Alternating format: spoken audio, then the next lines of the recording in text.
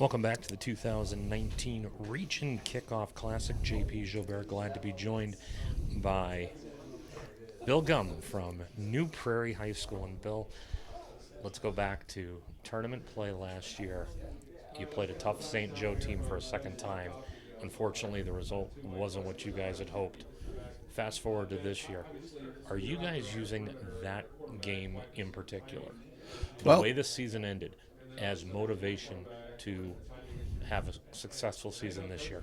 obviously, this senior class doesn't forget. They still know the hurt that they felt after losing that ball game, but it was also quite a learning experience for them. I've said it 100 times. When you try to play a team twice, it's hard to beat a team twice. Especially, we beat them in the regular season, and now all the motivation is on their end to try to pay us back and try to beat us, and they know what they got to do, to take care of that. But and maybe our guys tend to look down a little bit and say, well, you know what, we scored 41, 42 points, and maybe in their minds, you're talking about 15 to 18-year-old kids. So I think St. Joe had the edge in that game and going into it and had the motivation. Now I feel we got the motivation back on our side, but it could be very similar again. We have them in the regular season, and, you could see them again in the postseason. One of those outstanding seniors ended up being named to the IFD Primetime 25 and was a cover kid, Chase Ketterer. What makes him such a dynamic player, not just in the northern part, but obviously as a cover kid, just the entire state? What makes him so special? Well, Chase, he's an athlete. He's a heck of a basketball player, but being only roughly 6 foot tall, 6'1". But his athleticism, both out on the football field and on the basketball court, shows. He's very calm. This is now his third season in the backfield for us. If you remember, he was our tailback under Nick Wilson. So he got a year of experience being back there and rushed for over 1,400 yards. Then last year was his turn to step in at quarterback, and he had great composure, understood the offense. What makes him really stand out is his diversity. He can throw the ball, he can run the ball. His playmaking decisions are outstanding. But I think that's just comes with 3 years of playing in that backfield.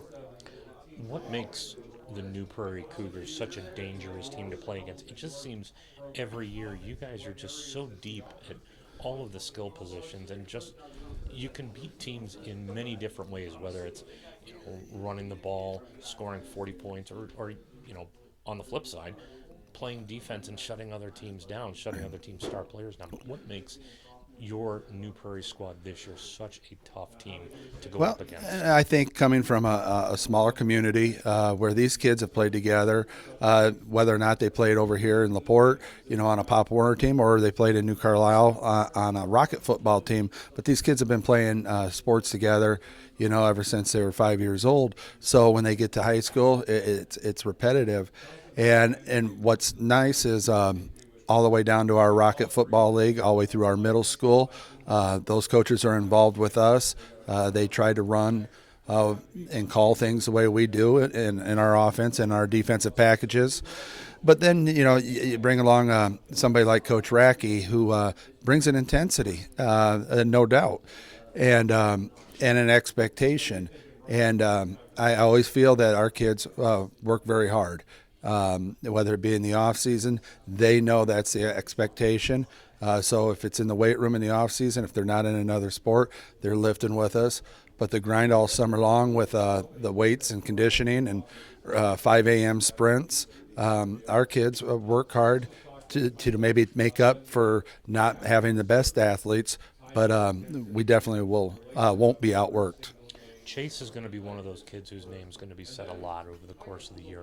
But who are some of those kids that you guys as a coaching staff are going to look for to step up more and are going to play some big roles this year that maybe some people across the NIC and across the region haven't heard from? Well, I mean, you look at our starting tailback, Chris Mays. He's actually a 3-year starter for us. He did get injured last year after the Penn game. and never got back to 100%, but he's back to 100% now, and this is his third season of having experience at playing running back. He got a lot of time as a sophomore in his junior year, and now he's a senior. So we look for great things out of him. You look at our offensive line. We have 3 guys that are weighing at 300 pounds. Both offensive tackles, with Hunter Whiteneck at 6'6", 320, and Chris McGrew at 6'1", 300 pounds. They're both returning starters, along with a center that is 300 pounds. You look at the defensive side of the ball. That's where we have to replace a little bit more personnel on defense, but these kids have been preparing for it. We return Ian Scorenog and Taylor Adams, who are really dangerous on defense, along with the young man I brought tonight here is Tyler Graber. Does a great job at the halfback position, defensive halfback position. He's worked real hard. I mean, when he came into us as a freshman, he was about 5'4" and 100 and nothing. And and now when you take a look at him, you go, holy cow, that kid was only 5'4" his freshman year.